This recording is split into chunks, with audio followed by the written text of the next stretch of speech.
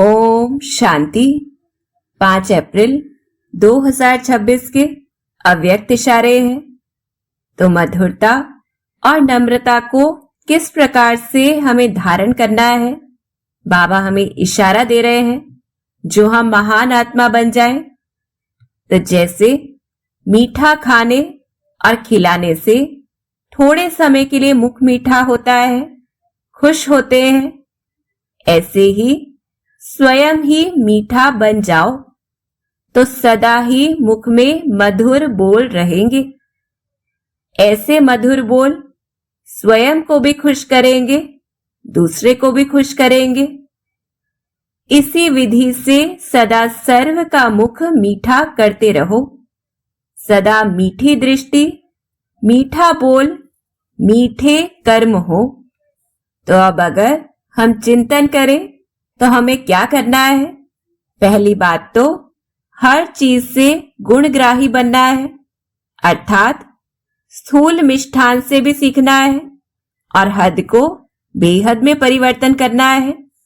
तो क्या करना है कि जब भी हम मीठा खाएं या दूसरे को खिलाएं तो ये बार बार खुद को स्मृति दिलानी है कि जैसे बाहर का मीठा खाने या खिलाने से अल्पकाल की खुशी मिलती है, ऐसे खुद इतना मीठा बनना है बेहद की खुशी प्राप्त करने के लिए।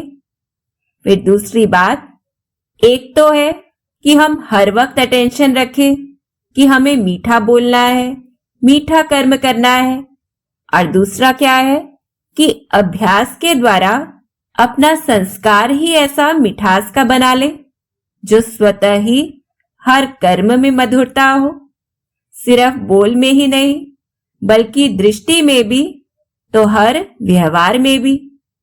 फिर तीसरी बात, जैसे जब हम कोई चीज किसी को देते हैं तो पहले उसकी खुशबू वह हमसे ही होकर जाती है, ऐसे ही हमारे मधुर बोल सिर्फ दूसरों को ही नहीं बल्कि पहले खुद को खुशी प्राप्त कराते हैं। इसलिए ही कहा भी गया है कि ऐसी वाणी बोलिए मन का आपा खोए, औरन को शीतल करे आप हो शीतल होए। कि ऐसी वाणी हमें बोलनी है जो सभी को खुशी प्राप्त हो और इससे खुद को भी आनंद और सुकून प्राप्त होता है।